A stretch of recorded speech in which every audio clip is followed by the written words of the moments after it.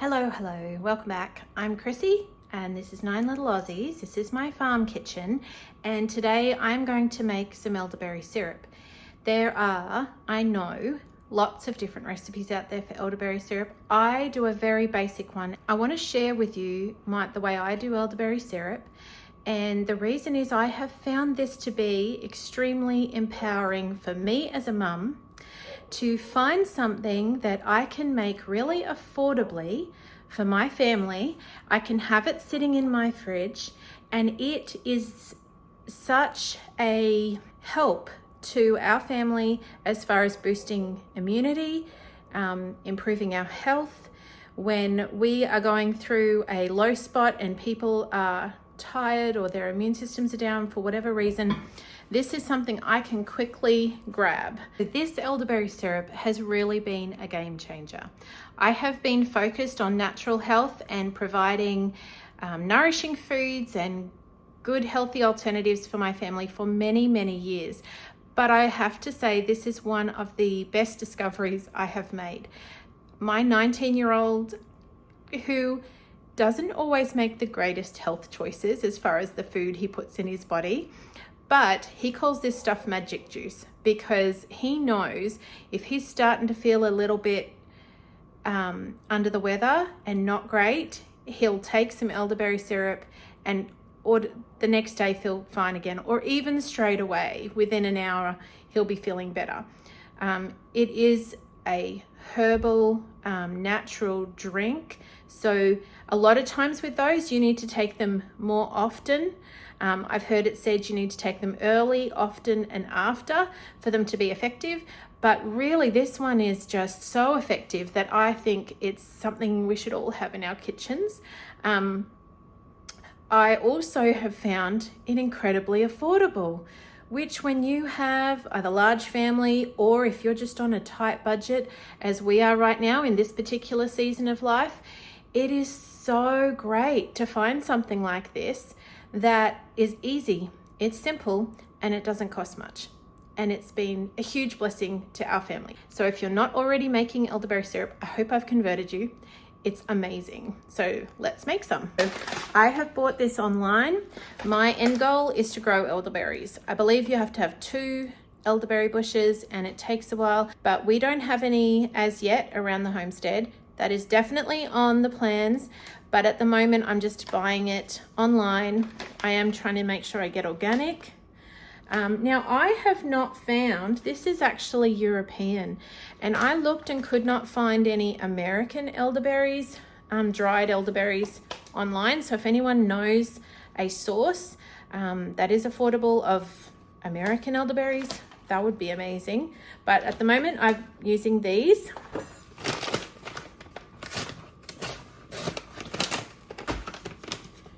So I'm going to pop in here 2 cups of elderberries. These are dried elderberries. If you were using fresh elderberries, you would only need 1 cup. Or, like, I make a fairly big batch because there's a lot of us. So you could, like, halve this if there wasn't as many people. I want to add to that 8 cups of water, and you do want filtered water, or this is well water.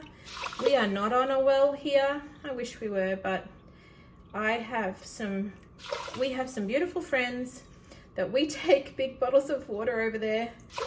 Oh, I gotta count. 3? Was that 3? 4, 7, 8. It wouldn't matter if I did 9 or if I did 7. I mean, it's no big deal really. Okay, so I'm going to pop that there on the burner. Now you could just do straight up elderberries like that and boil them. Now there are lots of different recipes that I've seen for lots of different things you can add, like rose hips and other, I think that I've seen echinacea, lots of different things you can add, which I have no doubt is awesome and fabulous. I am in a situation where I need to be really conscious of what I'm spending. So I wanted to find things I could add, maybe to boost it up a little. I actually think you don't even need to. It's so effective. But I do think there are things that God has given us that we can use for our health. So why not? And one of those things that is pretty affordable is cinnamon sticks. So I just got these at HEB. And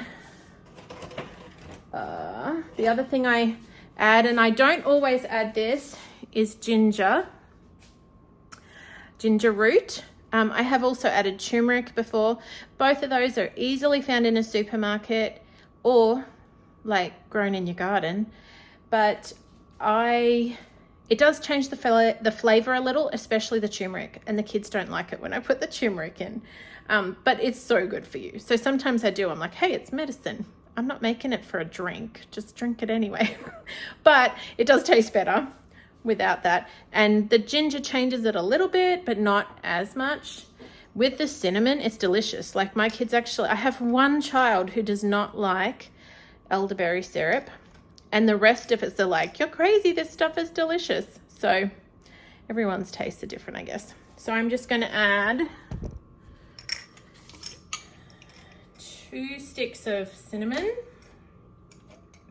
I do try and get the organic.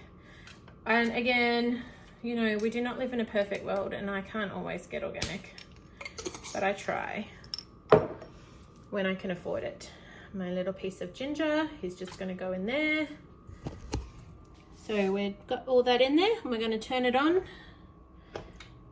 to medium.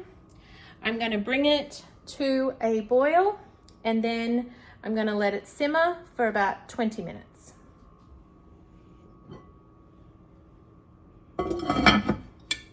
Okay, so this has been simmering actually for a lot longer than it was supposed to, but that's okay. I kept the lid on so the steam didn't evaporate.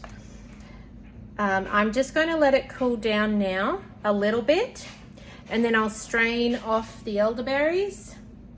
Then we're going to mix in the rest of the ingredients. This recipe I use it calls for 2 cups of honey, and I just wanted to show you we get our honey in bulk. Now of course you don't have to do this, but we get it from a local beekeeper and it works out to get raw honey much more affordable for a large family like us. And we did the math, it's so much cheaper than buying raw honey anywhere else in like little bottles. So we'll use 2 cups of that and then some lemons. Okay, so I just have this large stainless steel bowl, or any bowl will do, and a strainer.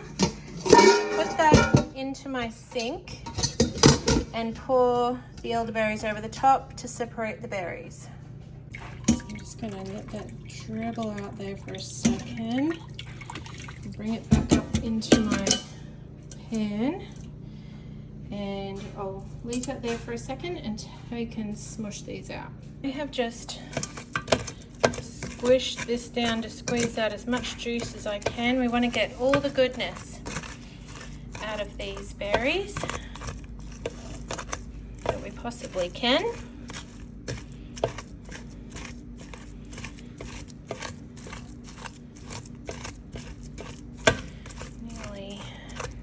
Now some of the pulp will go through the little holes and be in the juice. That's totally fine.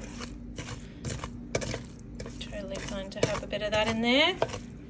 You can strain it out if you want to, but it's completely fine. Okay, so we've got the majority of it out. Now this leftover pulp, what do we do with this? Well, sometimes I have frozen it in ice trays, and you can actually use it to make a tea.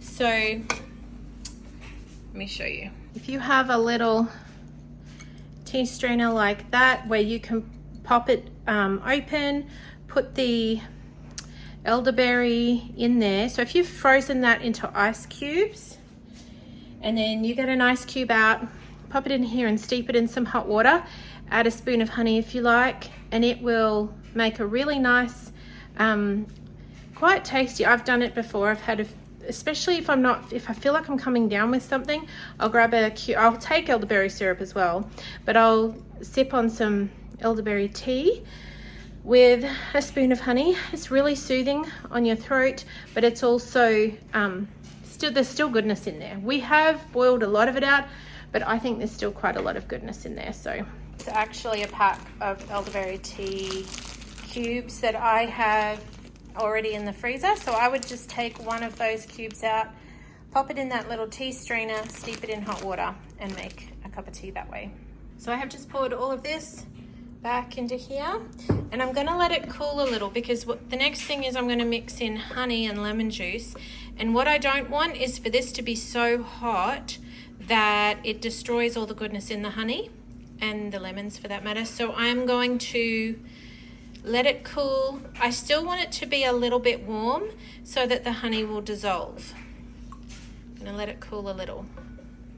Okay, so while I wait for that to cool down, I'm just going to juice a couple of lemons. I don't know if I'll need 2 or 3. I'm just going to see how juicy they are. Pop them in my little juicer. I'm probably going for around about half a cup of juice or a bit less. Let me see. Yeah, I need a second one, but I won't need a third one because these are really juicy. Okay, so this has cooled down nicely. It's still lukewarm, so I'm going to add the honey in. So I am just going to scoop 2 spoons. So I'm just going to use this to catch the drips. Oh, that's 1 cup.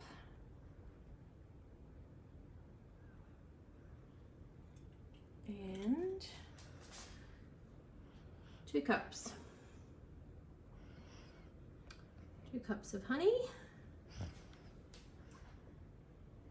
And I'm just going to stir that around until it's all dissolved. Okay, now we're going to add in lemon juice. So I'll pop that in there. Let it pour in, try not get the pips. Around about half a cup. I am going to put the recipe on my blog, and the link will be in the description. And that is it. That is our beautiful, deep purpley, wonderful, highly nutritious magic juice. So I can produce all of this for around $20. This little jar, which is 16 ounces, 470 mils. It's not a very big jar. My mother-in-law was buying this brand before I started giving her. So I said, hey, stop buying that. I'll give you some of mine. It's way cheaper. Because this is $40-something marketed for one little jar of this. And this is like 6 times more that I can make for $20. So affordable. So highly worth the time it takes. Okay, so I love to I save bottles for the purposes of using for all different things. So this is an old apple cider vinegar bottle. So is this, the labels just come off. This is an old maple syrup bottle. So if I get a good glass bottle, this is the old syrup bottle, elderberry syrup bottle. If I get a good glass bottle with a decent lid, I'll keep it because I never know when I'm going to want it for, you know, this sort of thing. Now, I usually spill a little bit when I do this. But if I put it on this. Oh, and elderberry will stain. So don't do this in your best clothes or with a white tea towel or something, because if you do spill it and get it on yourself, it could stain.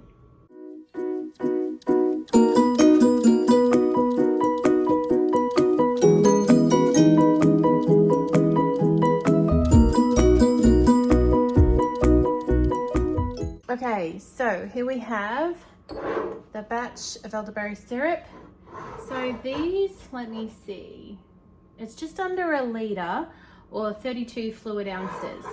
So there's 2 of those full, and this one is not quite full. It's 750 mils or 25 fluid ounces. So this bottle was $40, and I can make all of this for $20, or round figures. So that really shows you how affordable this is. So it's not hard. It takes a few minutes to pop it together, plus the time, 20 minutes or so to simmer, then the time for it to cool down. It's not a very big process. It's quite easy and doable. And now that sits in the fridge and is just accessible whenever I need it. Whenever one of the kids says, "Oh, Mummy, I've got a sore throat," or a sniffly nose, or whatever the case may be, I can grab I can dose them up with it. I don't give it to them every single day, unless we're going through a season where there's just a lot of bugs going around, or we've had people come visit us who are sick, or some reason why I think, okay, I'm just gonna boost everyone up. I'm gonna dose everyone for a few days. But other than that, it just sits in the fridge and is there whenever I happen to need it. I hope this is an encouragement to you guys, and that you might think about starting making your own elderberry syrup. It is so easy and so worth it, and really handy to have in your arsenal of things to help your family's health and keep you fit and strong and ready to do all the things you want to do. Thank you for coming along with me today, and I'll see you next time.